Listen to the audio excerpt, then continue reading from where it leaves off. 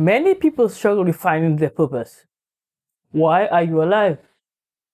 Why are you part of this world? What is your reason for living? Hello, everybody. Welcome to the Game Changers podcast. My name is Quinn Sagis, and it's a pleasure to have you here as usual. My next guest is a young man who has a passion for life. His name is Rondell Hamilton, and he's an ecologist by profession. But as you hear his story, you realize that he is so much more than that. It is my privilege and my honor to introduce him to you. Hello, Rondell. How you doing, man? Hi, Quinn. I'm well today. Great to hear, man. Great to hear. I'm happy to hear from you. You know, It's been a while. yes, it's been a long while. A long while. But you're the type of person that when I started Game Changers, you're the type of person that I wanted to interview. And then when you were suggested, I said right away, yeah, man, I definitely have to have you on here. And I'm happy that you're here. Yeah. It's a privilege. It's a pleasure to join you, Quinn. Yes, man. I think the world needs positive outlooks on life, and it's a pleasure to join you, to share, to have a conversation, and see where it goes. Hopefully it goes in the right place, man. But with you, Always. I expect it to go in the right place. All right, so listeners, from what you probably recognize, I do know Rondell personally, but you do not know him personally. So I'll let him start off by telling you a little bit about himself. So tell the reviewers about yourself, Rondell. Well, I am Rondell Hamilton. I am the founder, managing director of Rennie's Orphanage and Animal Rescue, as well as the founder, lead consultant at RH Eco Consulting. I am a gentleman, not so young, not so old, in between. Right. Actually hold a PhD in ecology, ecologist by profession, with a passion for wildlife and people. Granted that I'm an introvert and don't really like people that much. Well, right. Interesting. Now, just to let you guys know, Rondell does not go about telling anybody that he has a doctorate. I mean, he would say it here, for this interview. But if you meet Rondell in person, you wouldn't know because he is that much of a humble person, And I see the passion in what you do just by listening to you. But what exactly is an ecologist? Well, professionally, I study plants and animals and their interaction with the environment. Okay. Right, and how different things impact these interactions. Right, so we would look at things like air quality and water quality, soil interactions, how animals interact with different chemicals, how animals interact with different environments. That's what I do as the passion job. Right. Right. Additionally, with that insight, ecology has such a broad span where we could actually look at how we could change our environment to better suit animals in captivity. So it also has that twist to it. So creating naturalistic environments for animals in captivity, which is actually what is a paying job, right? So as an ecologist, I look at animals and the interaction, I look at plants and the interaction with the environment, and then I extrapolate that into a captive situation. So I look at things like designing spaces for zoos, designing spaces for rehab centers, designing gardens for wildlife, that kind of thing. So that's a spin on ecology that I took. So basically, it's that looking at those interactions and how plants and animals and how we as humans could fit into that as well. So it's not only about plants and animals, but us as human beings and our role and function within the ecosystem as well. Lovely. Okay, so how did you even get into this space? How did you even become an ecologist? Where did this passion come from? Well, if I have to tell you this this story, ecology wasn't the passion at Okay. first. When I started my undergrad, how much years ago, um, I had the intention of becoming a medical doctor. So I was Ah. doing my undergrad as a precursor to going into med school. Mhm. And then I did one course with Miss Andrea Scovey, ecology, and I found I found it more interesting than becoming a medical doctor. So I switched my focus more into that realm. Um, so I actually fell into this by accident, but there's no accident. It's by providence because I enjoy this more than I think I would have enjoyed being a doctor. Um, I get to go out in nature every day. I get to interact with plants and animals that people normally wouldn't get to. I get to twink to tweak and to twinkle and to interact and to modify some things that may benefit an animal in a particular way that I never thought possible, and it has brought some joys into life, other than just simply going to work, Right. and getting ready to go home simply Yeah. because you need to get an income. So it has become more like enjoying what you do while you do it. Beautiful. I think that's the best kind of job, you know. You do something that you love. And I'm hearing that you Yes, love it. I love it. I never thought I would have, but I do. Definitely. And it goes to show that sometimes when we think we choose a path in life and we think that's where we need to go, and sometimes we may just be wrong.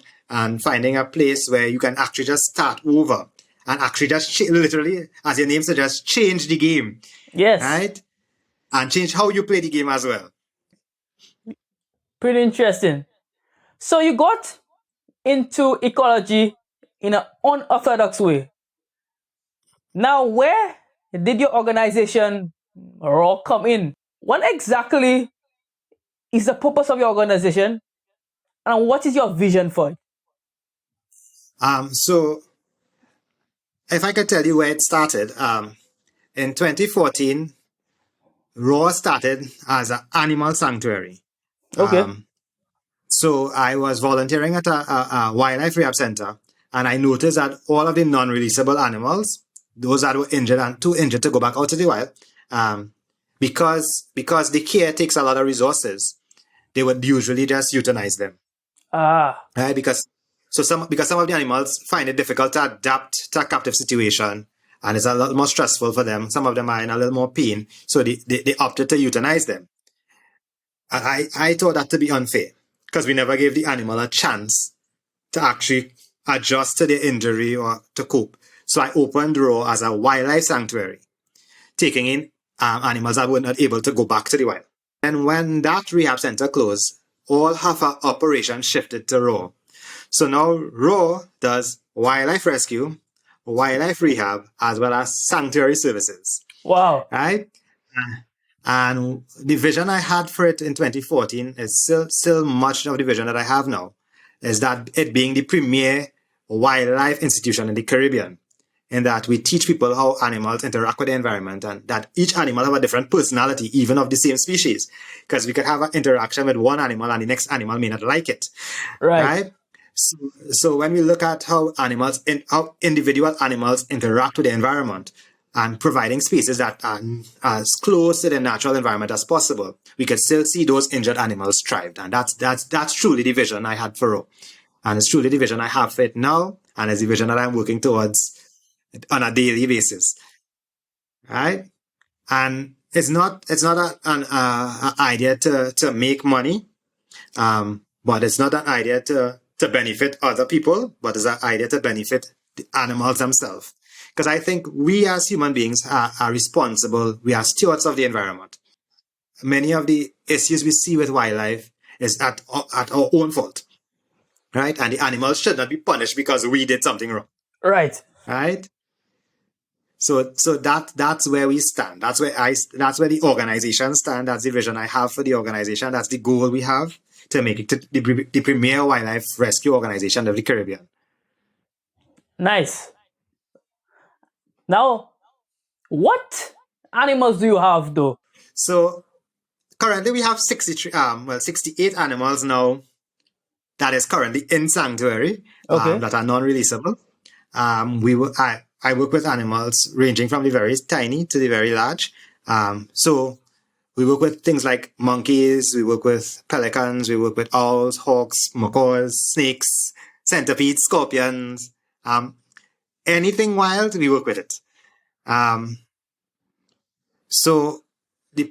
And as I said, and we also do public education. So we have a lot of animals that are trained to go out and interact with humans, to be ambassadors of their species, so that we can educate people on the different benefits of these animals in our ecosystem. Because if we look at things like snakes in Trinidad and Tobago, while we only have 4 venomous snakes, all snakes get a bad rap. Right. Right? and the saying is, a good snake is a dead snake. Which Right. is not true, because many of these animals are responsible for mitigating against diseases in human populations and that kind of thing. So that's where the role comes in. That's where we take it, and it's showing simple animals that we would see every day, and I think people know that well. This is something interesting about them, and they're not just simply out to get you, or they're just simply being defensive and defending their territory, or they're young, or they're just trying to protect themselves. Something that you would naturally do. Right. That's very true. You know, we often think that these animals are so much different than us, but you know, they have instincts to protect themselves and those that they love, and that's why they react Yes. that way. Yeah. And you know, I'm seeing the importance of education again, because without that education, I mean, I might know some about animals, but I might not know that if I react this way or I behave this way, then the animal is likely to react to my behavior, and then you know, I can have some conflict with the animal. But your Yeah. role is essential because it educates Yeah. us. Yeah. But sadly, many people in the Caribbean do not see it as important. And that's sad. Very sad. Yeah. Because while we in the Caribbean focus on tourism and ecotourism, we don't even see it as an asset. Right? Because half of the time we don't even understand what we have. Right? And you actually see that in our universities as well. Because a lot of our young people do not study the environment. Right. We have a lot of foreigners coming to our unique environments to study it, and we have the locals as well. Well, we could clear this piece of land to build a house, right? Not understanding what's there, right? And maybe you could still build the house, but you could build the house in a particular way that will encourage the other animals to come here. We still focus on having lawns. We still focus on having not having animals coming to your yard and that kind of thing, and that's very sad, right? That we do not see the very unique benefit that we in the Caribbean have, right? Certainly.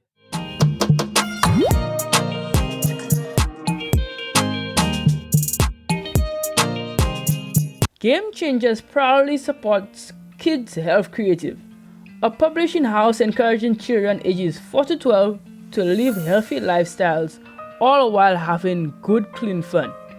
Get their latest book, Be Smart, at 10% off when you use promo code QUINST at checkout.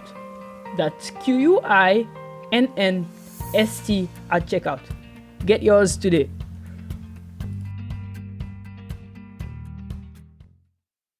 Hello everybody, I hope you're enjoying the episode. This episode was made possible through a platform called Riverside FM.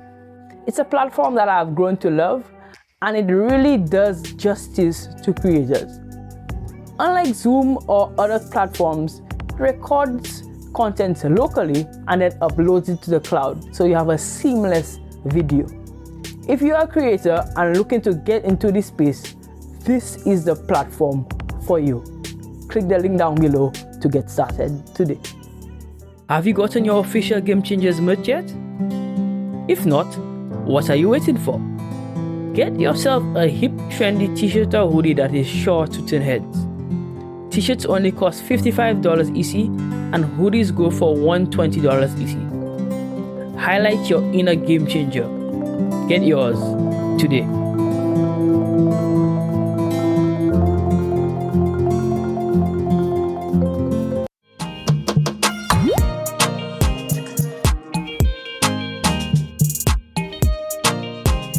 So I see how big your role is. I can see how much work you still have to do, to educate the people. But I'm glad you're on this journey, man. And from the little interaction that I've had with you, I've learned a lot already. So I know there's so much to learn. And I'm fascinated that this is the journey you're on. And I would encourage anybody, whoever goes to Trinidad, to pay them a visit if you can. Because, Rondell is behind God's back.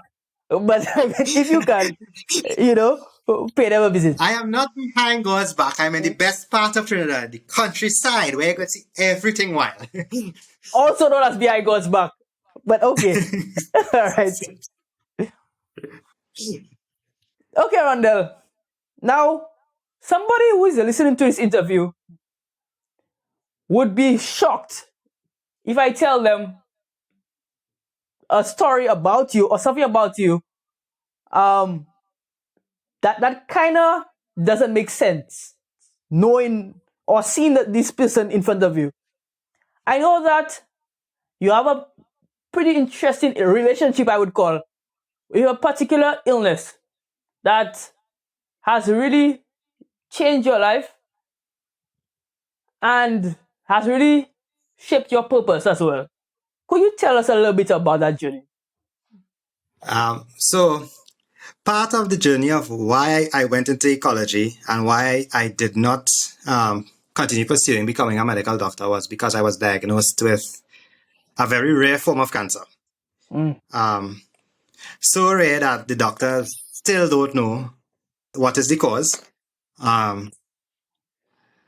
And I am classified as terminal. So it's literally no cure because we still don't understand how it functions. But what we do know so far, it has to do with one of my genes. I have a mutation on what is called my Y anti-oncogene, which is simply anti-oncogenes are simply the genes that stop your cells from growing. So it tells your cells, well, this is the size that your cell needs to be, and you need to start growing from here. And my Y anti-oncogene does not work. So wherever my Y gene is expressed, that cell continues to grow, especially when my body is repairing itself. Now, most people don't know is that your body repairs it. You literally change all your cells completely in 7 years. Yes. With the exception of your brain cells. Right? So all other cells in your body are completely changed from the original cell every 7 years. So imagine being diagnosed in 2009 and coming all the way to 2023, the number of tumors that I would have had developed while my body was repairing itself during that period. What we do know so far is that one of my triggers is stress. So when I'm highly stressed, I develop more tumors. So I try my best to keep my stress levels down. And also has to do a lot with your diet. So I've also changed my diet drastically. Now, this is not to bash anybody's diet, but as a diet, what diet works for you? Right? So we are not all the same, right? Just like how Quinn looks different to Rondell, we have different dietary needs. And so that's why I struggle half the time with people recommending a particular diet for particular persons. Right? Because when I was diagnosed, I was told to go on a high protein diet. Right? So, of course, I had to gouge myself with meat. And then over the years, we realized that a lower protein diet would be more beneficial. So we switched to me just simply not eating a lot of meat and now I'm completely vegan. So it's finding what best works for you. Right?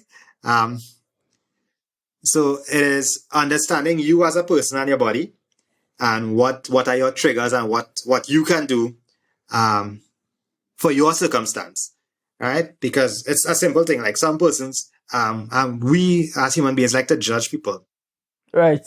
right? Because I know a couple of people who don't eat at all, and because they don't eat, they gain weight, Right. right? And I know people who just eat a lot, and we like to say that, well, you're eating so much food, you'll gain weight. And they have such a high metabolism, the blood sugar has dropped so low that they have to eat all the time, Right. right? So it's looking at another person and understand that that's a person, that's a human being there, right? And understanding that, well, this is the challenge that they face, right? And so that's how I see my cancer. It's me personal. This is me. As my cells, it's affecting me. And my journey with cancer cannot define your journey with cancer. Right. Or anybody else's. Right? So, and it's me understanding what are my triggers, what I need to manage, how I interact with my treatment, how I interact with my doctors, and what I need to do. Right? It's literally my cancer work. Not anybody else's, mine. Right? And I tell every doctor that I go to, you do not have as much control as you think over my choices with my my medicals, because it's my life I have to live after. Yes, Right? for sure. So for me, it wasn't a death sentence. For the last 14 years, I have gotten accustomed to things. So I make the choices, right? And that's how I see it. And I think that's where everybody needs to get to, where you take claim to your life, to your body, to your health, to your mental health, to your happiness, where you stay claim to it, right? And you make decisions that suit you and don't care what nobody else says. I agree. Take ownership of your situation. And Yes. I'm seeing that. I like what you said earlier on. Everybody's journey is personal. And we like to put everybody in the same box. Yes. Even if we look the same sometimes, we still are just like the animals, I guess. Have to be different. Very individual circumstances and journeys. So yeah, we're very different. Yeah, because if we look at it, I am drastically different from my brother. Right? My brother wants nothing to do with animals. Right. Absolutely nothing. And we look the same. Right. Right? But I want, and he likes people. I want absolutely nothing to do with people. Right. Right? On a daily basis, I'm an introvert. I love being by myself. Right? If I've had too much interaction, I literally shut down. So I know what are my triggers. So I find myself relishing in my individual space and my personal time. And I will tell you up front, well, this is I need my time. I need my time to de-stress and to focus on focus my mind and what it takes a lot of work to have social interactions for me. So, and it's understanding that this is me as an individual, and not every introvert is like me. That's true. Have some introverts who would go out and have a social interaction and don't need to de-stress. Right? I need to de-stress. Right? So I will sit down with my headphones in my ears and you could be talking a mile an hour and I'm still not hearing you because I de-stressed. Right? And it's understanding who you are as a person. Right? And where you are at in your journey. Because it's yours. It is not anybody else's. Right? And that's why I'm proud of you for actually hosting a podcast like this, where we could actually share our individual journey. Yes. Right? As a form of encouragement to somebody who's starting their journey, who's already on their journey, who's changing the game, right? For themselves and not for anybody else's. Because what we look at in the Caribbean is a lot of us like to look at what other people would think, right? And it's here your parents saying it. Well, what the neighbors gonna say? Right. For me, it's not. I want to live my life where I find myself saying, I am contented where I am at. I am happy I made this choice. Or I could even recognize that I made a choice and I made an error. And I was like, I was not contented with this choice, and I need to switch here, right? And I'm comfortable with myself enough to do that, right? And I think that's where we all need to be. And once we start being comfortable with ourselves and starting loving ourselves for who we are, right? Even in the size and shape and illness that you're in, right? Because I've also learned in my 14-year journey is that when you fight something, it is fight back. Yes. And it is fight back hard. Right. Right? So I've changed the narrative. I no longer say I fight cancer. I no longer have a cancer fight. I'm on a journey with my rogue cells. Right? And it's also changing that perspective. So while I may have cancer, I still have to live with it. Right? I still have to enjoy my life despite whether I'm in pain, whether I went chemo. I have the opportunity to still be contented in the life that I have now. And that's where I am at in my journey. And that's what I'm hoping everybody gets to. Right? Yes, for sure. Definitely, man. Now, Hen, from what you're saying, that I have always thought of you as somebody with a pretty healthy mindset. But how do you develop such a mindset, though? Well, it doesn't take a lot of work as people think it is. Okay. But it starts with simply believing in you as a person. So my healthy mindset comes from the fact that I believe in myself, right? And I've always found it difficult to tell people that I love them if I don't love myself. True. Because I know me, right? The first person, the only person you truly know is yourself. Yes. Right? Because anybody could tell you anything. They could act that there's something else, and you could believe that that's who they are. So you don't truly know anybody else, but you truly know yourself. And if you can't love yourself, you can't truly tell anybody else you love them. True. So it always starts with you, right? And people find it selfish, right? But it's a biblical concept, right? So it's a concept for what Christians believe, and it's clear. The Bible says, if love your neighbor as you love yourself. Right. And if you don't love yourself. Loving yourself. It starts with loving you. And you can't love nobody unless you love yourself. So I just tell people, anytime somebody spew hate at me, that's because they don't like something in themselves. True. Right? Right? So my positive mindset started with me focusing on me.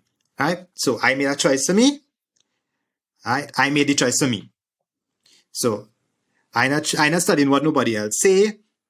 Right? I am saying how do I speak to myself when I look in the mirror? When I look at myself, am I happy with the beard on my face? Right? Am I happy with the shape of my glasses? Right? Am I happy with the bald head?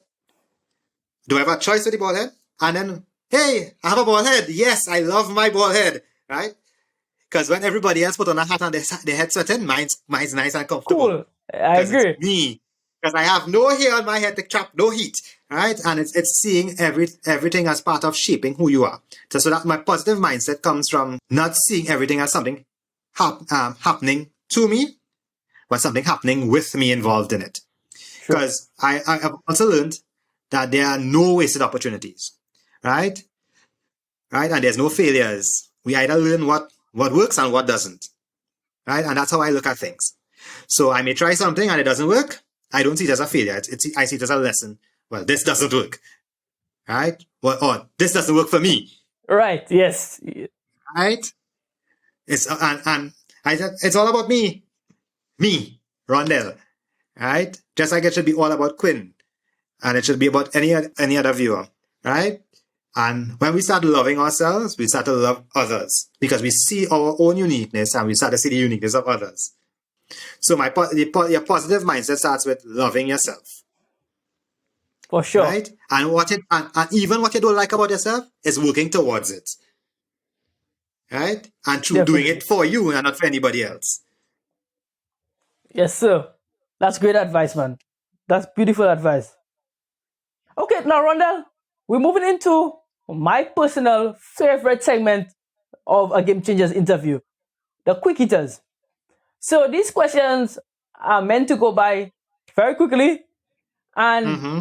I want the first answers that come up on your head, right? Mm-hmm. Okay. So my first question: you are invited with an opportunity to go to dinner with three people from history. Who are you going with? So if I tell you I have a very weird one, Okay, go ahead. I want to have dinner with Hitler. Interesting. All right. Reason being, he has an interesting perspective on himself, right? And why he wanted to be the way he wanted to be, Mm-hmm. right? And why he believed the Aryan race was better. Superior. And Yeah, it may not simply be out of hate, right? As history books were portrayed to be, right? for sure. Right? I guess that's probably the ecologist in me. I want to understand why a human being is interacting with the environment in a particular way, Right. right? So that's Hitler. Um, And two Sadly, others.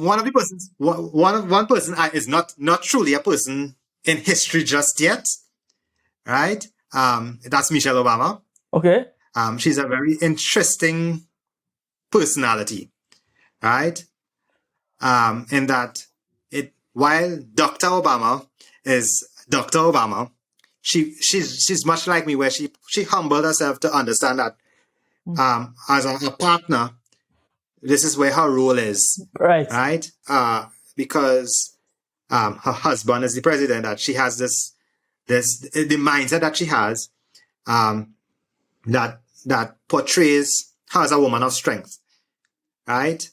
And simply loving herself enough to allow her husband to take limelight, even though she in her own right has that ability to be out and in front, right? And I have never really thought about anybody else. If I am to go with another person, I would think Martin Luther King, Right. simply because to understand what is the dream, what truly was the dream he had, right? While we may think that his dream may have been to not have segregation, if we observe some of his rallies and some of his things, it actually promoted segregation, Right. Yeah.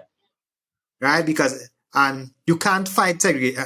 And if I look at it, if we're looking at it from this perspective, I can't fight something with the same thing. It Right. does not work, Yeah.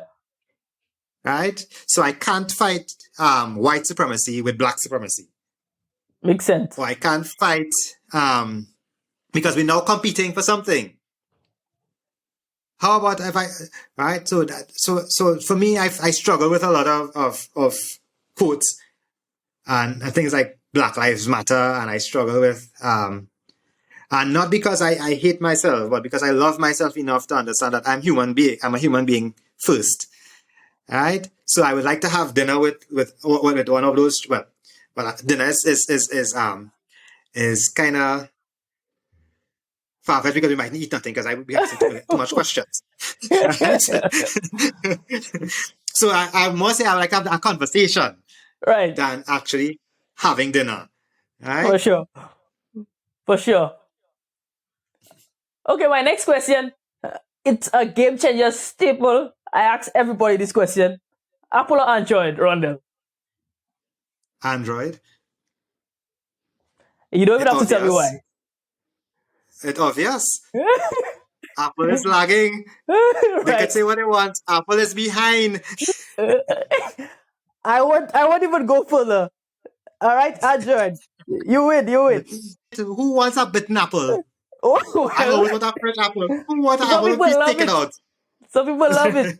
So, So Quinn, let me ask the question. Let me reverse it. Apple or Android? Android. Okay. Yeah, yeah, yeah. But it's not about me. This is about you, Rondell. All right, this show Yeah, some of is about you. It's your show. I'm just interviewing. It's your show. well, we know it's Android. Oh yes, Android. My final question: what music do you like to listen to? Now you just said that you put in the headphones to lock out the world. So what do you listen to when you lock out the world? When I have a very eclectic taste in music. Okay. Now, a lot of Trinidadians might find me harsh and crude, but I do not like soca. That's fine. Right? I do not like calypso. And worse yet, I do not like dancehall. I need to understand the lyrics of the song. All right. Right? And it needs to make sense to me. Right? So I'm more of an R&B pop kind of guy. Okay. Right? But when I'm actually looking out the world, it actually has no human songs in it. So I would watch videos with ASMR. So things like Okay. people building stuff with no speaking. So when I look out the world, it's literally no human interaction. Bye humans. No humans. Interesting. All right. So we're moving on to my final few questions, Rondell. You're an inspiration to many people. But my question then to you is, who inspires you? For a number of years, and to this day, my PhD mentor, Dr. Bernadette Play, she inspires me, even though she doesn't think that she does, and she says that I'm an inspiration to her. Now, I could share this with you. Dr. Play is a Trinidadian born who worked at Cincinnati Zoo, and she was instrumental in bringing blue and gold macaws back to Trinidad. Right?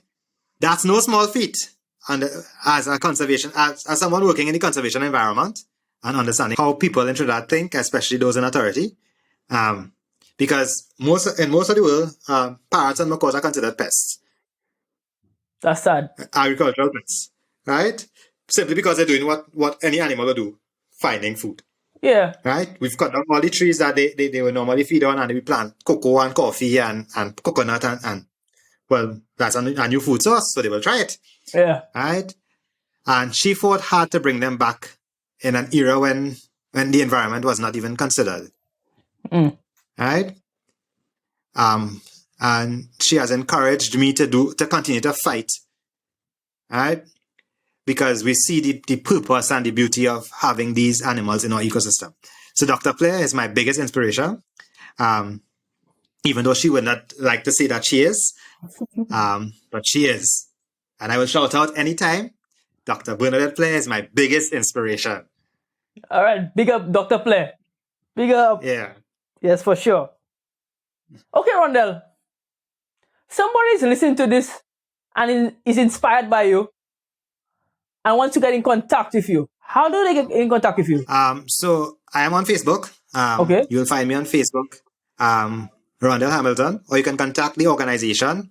We are on Facebook at Rennie's Animal Rescue, or Instagram at Rennie Hammy, or Raw TNT. They can email me rawtnt@gmail.com, or if they want to call. No, I prefer text messages, but if they want to call, we have 868-717-8818. Our WhatsApp is fine. I respond to most messages, if not all messages. And something I'm very proud of, we actually launched our website today. Nice. Today is 2nd of February, right? So they could check it out at rawtnt.org.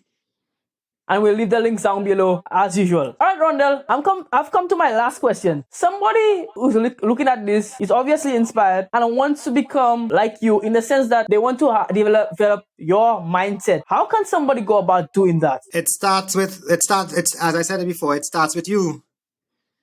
A passion for life comes with a passion for yourself. So when you look at yourself, look at you as an individual, not from a judgmental standpoint. Look at your qualities. Look at what you like. Look at what you don't like, right? And start from there. And once you find the position that you really like for yourself, and also find what you want to change, work towards it. It's only when you have a passion for yourself you'll have a passion for life, because you'll realize that you are living and not anybody else. Absolutely. Right? Perfect advice. Perfect advice. Bro, I'm so happy that you came on. And to thank you for coming on. Continue being this inspiration. Continue inspiring me and inspiring as many people as possible. We're happy that you can show us a way out and provide this positivity. And I know my listeners and viewers are inspired by you. So thank you. Thank you very much for having me. And again, Quinn, continue being you. Thank you. Right? Despite being short, you be you. Oh gosh. Come on, Rondell. Come on, Rondell. I mean, you had to throw in that jab, right? You had to throw it in. Yeah, of course. Okay, guys. It's all out of love. It's It's all all out love, of man. love. All love, man. I'll take it. Okay, guys. This has been yet another episode of Game Changers. Thank you guys for coming on. Thank you for listening to Rondell. And I know you were inspired by him, but he's not the only inspiring guest that we have. Remember to like and subscribe and wait for more inspiring guests. Or you can view our inspiring guests that passed already. We are on Spotify, Google Podcasts, and wherever you get your podcasts, as well as YouTube. Until next time, guys, as usual, stay hungry. Bye-bye.